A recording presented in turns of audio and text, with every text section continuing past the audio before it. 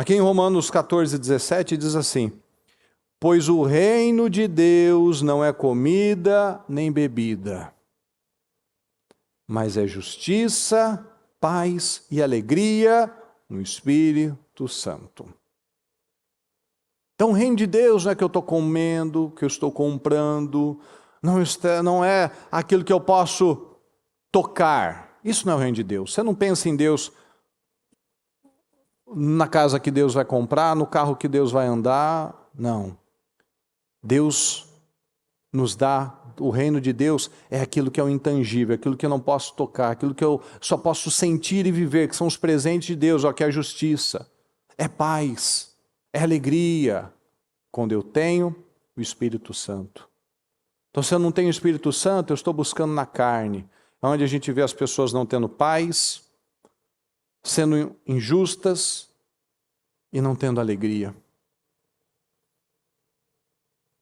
Então, o reino de Deus é muito mais do que aquilo que a gente está vendo.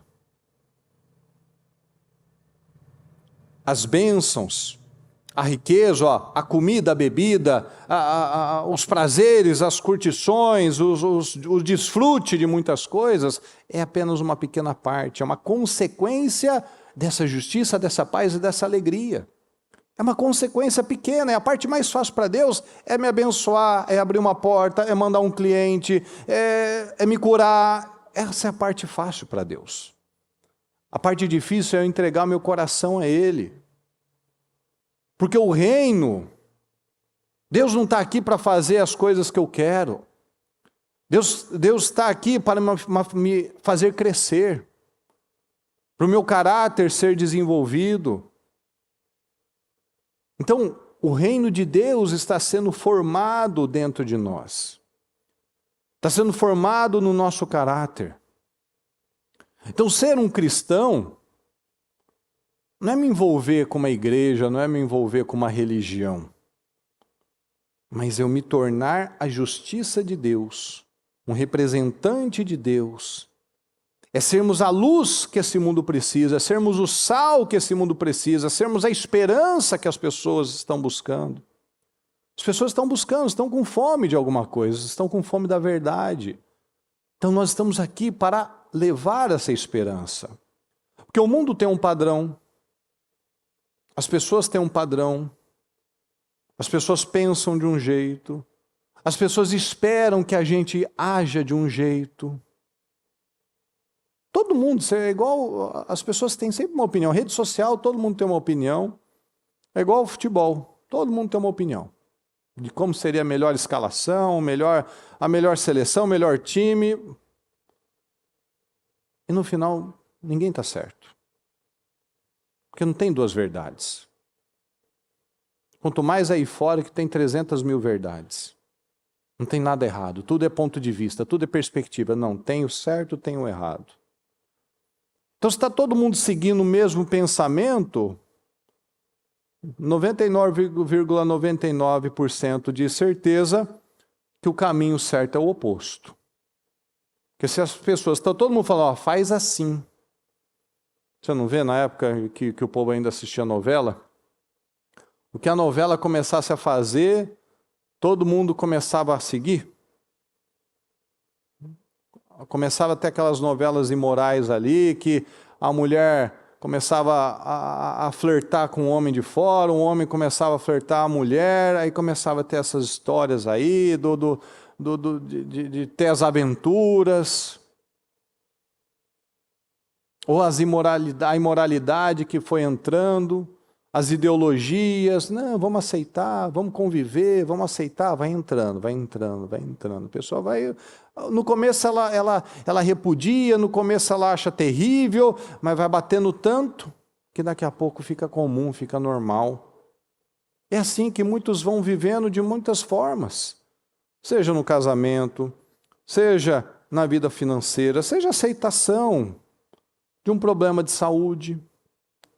Deve ser, né? Todo mundo tem, todo mundo vive, né? Fazer o quê? Todo mundo passa por isso, né? Hoje em dia ninguém casa para ficar muito tempo.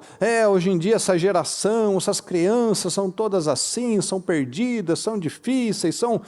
Não. é o desalinhamento. Então, se está todo mundo...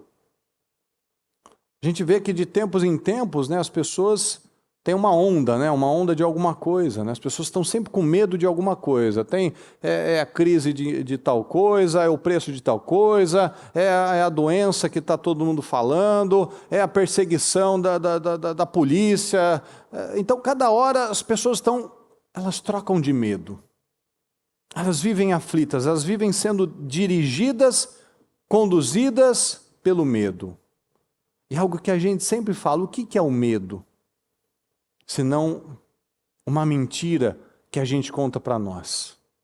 Uma abstração, né? Por exemplo, uma criança que tem medo do escuro. Por que ela tem medo do escuro? Não tem nada lá. Por que a criança tem medo, às vezes, de olhar debaixo da cama? Não tem nada lá. Mas ela tem medo. Então, o medo é uma abstração. É uma mentira que a pessoa vai contando, igual, eu vou sair lá, o ICE vai me prender, eu vou sair lá, o Covid vai me matar. E a pessoa vai vivendo. Porque ela vai ouvindo, aquilo se torna uma verdade para ela. Então a gente vê uma série de pessoas aflitas, que estão apenas buscando uma autopreservação. Mas a palavra nos ensina o quê? A depositar em Deus a nossa ansiedade. Então eu coloco nas mãos de Deus, Senhor, eu não consigo, eu não posso, mas o Senhor pode. Mas eu preciso acreditar nisso. Senão, do contrário, só da boca para fora. Não, Deus é tudo, eu confio em Deus, mas na prática eu faço tudo do meu jeito. É onde as pessoas vão se perdendo. Olha o que diz aqui em Lucas 18. Certo homem importante lhe perguntou: Bom mestre, que farei para herdar a vida eterna? Por que você me chama bom? Respondeu Jesus: Não há ninguém que seja bom a não ser somente Deus. Você conhece os mandamentos? Não adulterarás, não matarás, não furtarás, não darás falso testemunho, honra o teu pai e tua mãe. A tudo isso tenho obedecido desde a adolescência, disse ele. Ao ouvir isso, disse-lhe Jesus: Fala comigo, falta ainda uma coisa. Falta ainda uma coisa. Venda tudo que você possui e dê o dinheiro aos pobres, e você terá um tesouro nos céus. Depois venha e siga-me. Ouvindo isso, ele ficou triste porque era muito rico. Aqui a gente vê algo que acontece muito, pessoal. Esse homem era um bom religioso. Ele seguia a religião. Ele seguia a religião, mas ficou claro aqui que o Deus dele nunca foi Deus. O Deus dele aqui era o dinheiro. E por acaso Deus quer o dinheiro de alguém? Por acaso Jesus estava preocupado com o dinheiro dele? Não. Ele disse que ele fazia tudo certinho, né? Jesus falou para ele: falta uma coisa ainda. Falta o seu coração. Faltava para ele uma coisa. Faltava entregar o coração dele para Deus. Ele quis mostrar que ele era muito espiritual. Não, eu cumpro os mandamentos desde a minha adolescência. Mas veja qual foi a pergunta dele. Ô bom mestre, o que eu posso fazer para ir para o céu? Para ter a vida eterna? Então ele acreditava em mentiras, ele cumpriu uma religião, mas ele foi com uma dúvida muito importante. Ele não tinha certeza da salvação dele. E uma pessoa que não tem certeza da salvação dele, ele não tem paz. E o reino de Deus é justiça, paz e alegria. Ele não tinha paz, logo ele não tinha alegria. E a religião, ela tem o poder de tirar a paz das pessoas. A religião faz a pessoa ser legalista, faz a pessoa ser uma pessoa fria, apenas apegada a algumas coisas e não a algo profundo. Mas Jesus não. Jesus nos traz paz. Jesus falou que aquele que abrisse mão de pai, mãe, irmão, irmã, mulher, marido, terras, receberia 100 vezes mais e além disso a vida eterna.